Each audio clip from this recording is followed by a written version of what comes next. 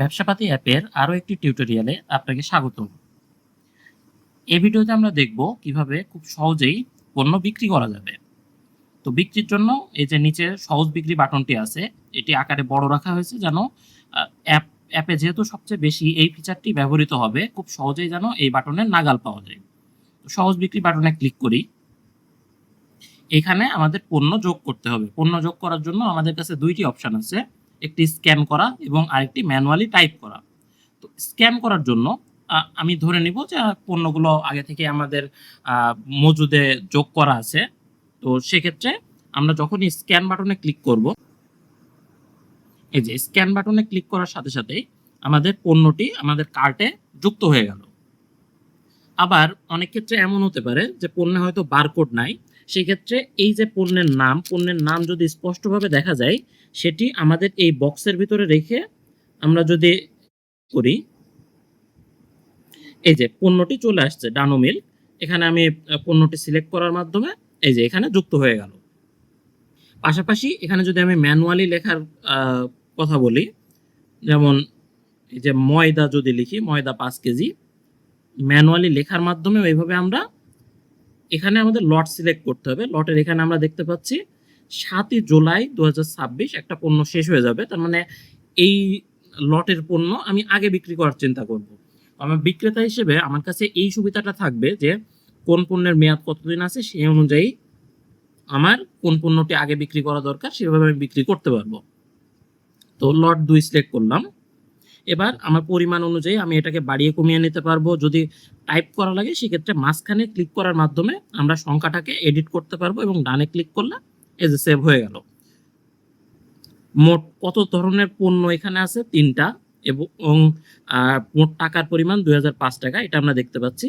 কোনো প্রোডাক্ট যদি আমাদের এখান থেকে ডিলিট করতে হয়, আমাদের এই যে কোনায় ডিলিট বাটনে ক্লিক করলেই ডিলিট হয়ে যাবে।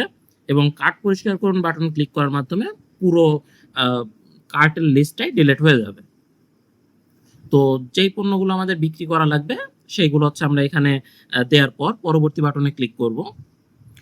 পরবর্তী বাটনে ক্লিক করার পর আমাদের এখানে কিছু অপশন আছে, সেটা হচ্ছে গ্রাহক নির্বাচন। এখন আমাদের যদি এখানে যে গ্রাহকের লিস্ট আছে, আমরা যে কোনো একটা গ্রাহক সিলেক্ট করে নিই। গ্রাহক সিলেক্ট করার সাথে সাথে আমাদের যদি অ্যাপে ক্রেডিট কেনা থাকে সেক্ষেত্রে আমরা রসিদটা SMS এর মাধ্যমে পাঠানোর আমাদের অপশন থাকবে। আমি এক্ষেত্রে অফ রাখছি। এটা যদি অন থাকে তাহলে রসিদটি ওই নাম্বারে পৌঁছে যাবে। এরপরে আছে কার্টে ছাড়ের বিষয়। ছাড় হচ্ছে আমরা 2 জায়গায় অ্যাড করতে পারবো। এখানে হচ্ছে আমাদের সম্পূর্ণ কার্টের উপরে, অর্থাৎ এই 2005 টাকার উপরে আমরা ছাড় প্রদান করতে পারবো। আবার আমরা যদি আলাদা আলাদাভাবে পণ্যের উপরে ছাড় দিতে চাই, যেমন আমাদের এই যে ময়দা 1 কেজি 245 টাকা লেখা আছে, আমি যদি 245-এর উপরে ক্লিক করি তাহলে এখানে আমি ছাড়ের পরিমাণ চেঞ্জ করতে পারবো। এখানে প্রতি ইউনিটের মূল্য অর্থাৎ এককের মূল্য চেঞ্জ করা যাবে। আমি যদি এটার দাম 2টা দিই তাহলে হচ্ছে 490। এখন প্রত্যেকটার দাম 245 করে, আমি দরদাম করে আমার দাম হয়েছে হয়তো আমি 240 করে রাখবো ওনার থেকে, তাহলে 240 এটা সিলেক্ট করে দেবো। বা যে কোনো জায়গায় ক্লিক করলে আমি যদি এখানে জাস্ট এটা এডিট করি যে আমি প্রতি ইউনিটে 10 টাকা করে ছাড় দেবো, এখানে 10 লিখলে পুরোটা একে একে ক্যালকুলেট হয়ে যাবে। তারপর প্রয়োগ করুন ক্লিক করলে এই যে আমার এখানে ছাড় দিয়ে এটা এখানে শো করছে। আবার আমার পুরোটা দাম লেখার পর এখানে যেমন 2230 আছে, আমি হয়তো ওই কাস্টমারের কাছে চাইলাম যে আমি এটা ধরলাম যে জাহিদ হাসানের কাছে বিক্রি করব, জাহিদ হাসানের কাছে আমি 30 টাকা ছাড়ে বিক্রি করব। সেক্ষেত্রে এখানে শতাংশ এবং পরিমাণ সিলেক্ট করার অপশন আছে। আমি যদি চাই তাকে 10% ছাড় দিব, তাহলে আমি এখানে 10% লিখে দিলাই এই যে এখানে ছাড় প্রয়োগ হয়ে গেছে। অথবা আমি যদি চাই পরিমাণের উপরে ছাড় দেবো, পরিমাণ বলতে আমি 30 টাকা ছাড় দেবো, তাহলে এটা অটোমেটিক 2200 টাকা হয়ে যাবে। এরপরে সে কি বাকি দিবে নাকি নগদ দিবে? নগদে যদি দেয় তাহলে জমার পরিমাণ তো আর কোনো কিছু এডিট করার নাই, রসিদ বাটনে ক্লিক করলে রসিদ তৈরি হয়ে যাবে। আর বাকি বাটনে যদি ক্লিক করি তাহলে জমা কতটুকু দিচ্ছে সেটা লিখে রসিদ তৈরি করা যাবে। তো রসিদ তৈরি করাটি আর একটু পরে দেখাচ্ছি। এবার আমাদের যদি এমন কোনো পরিস্থিতি হয়, একজন কাস্টমারের আমি কার্টে পণ্য যোগ করছি, সেই অবস্থায় আরেকজন কাস্টমার হয়তো চলে এলো, সেই ক্ষেত্রে আমাদের খসড়া রাখার অপশন আছে। আমরা যদি খসড়ায় ক্লিক করি তাহলে এই যে ড্রাফট সফলভাবে সেভ হয়েছে। এখন এই ড্রাফটটি আমি পাবো কোথায়? হোম পেজে ব্যাক যেতে হবে, যে এখানে যে ড্রাফট অর্ডার, এই দেখুন সংখ্যা এখানে 1 দেখাচ্ছে, এখানে যদি ক্লিক করি, এই যে জাহিদ হাসানের কাছে বিক্রি করা হচ্ছিল 2200 টাকার পণ্য, কার্টে 8টা আইটেম আছে। তো এখানে ক্লিক করে এই যে ডিটেলস দেখতে পাচ্ছি।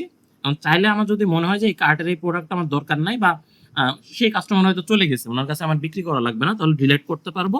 আর এটা যদি আবার সেই কাস্টমারকে যখন হচ্ছে আমি রসিদ দেব, তখন প্রক্রিয়ার ভিতরে যাব, গেলে এটা আবার লোড হয়ে যাবে। এখানে আমরা পরবর্তী বাটনে ক্লিক করব, তার নামটি আরো একবার সিলেক্ট করে নিব। নেয়ার পর যদি আবার ছাড় প্রদান করতে হয়, সেক্ষেত্রে হচ্ছে যে ছাড়ের পরিমাণ আমরা দিয়ে দিলাম।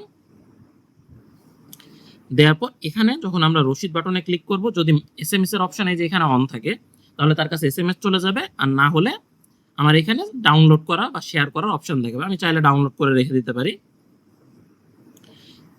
তো এইভাবে আমাদের এখানে একটা বিক্রি সম্পন্ন হবে। তো পুরোটা যখন ডিটেলসে দেখালাম, অনেক বেশি মনে হতে পারে যে অনেক ঝামেলা বা কিছু। আমি খুব সহজে এখানে হচ্ছে একটি পণ্য বিক্রি করে দেখাই। যেমন আমি হচ্ছে যে একদম হোম পেজ থেকে যদি আসি, সহজ বিক্রি বাটনে ক্লিক করলাম, স্ক্যান বাটনে ক্লিক করলাম, তারপরে বারকোড স্ক্যান করব। আচ্ছা, বারকোডটি কোনো কারণে ডিটেক্ট হয় নাই, বারকোড ডিটেক্ট হলো। পরবর্তী গ্রাহকের নাম এখানে যদি সার্চ দিয়ে লেখা লাগে বা যেভাবে হোক, আমি গ্রাহকের নাম সিলেক্ট করলাম এবং রসিদ ক্রিয়েট করলাম, শেষ।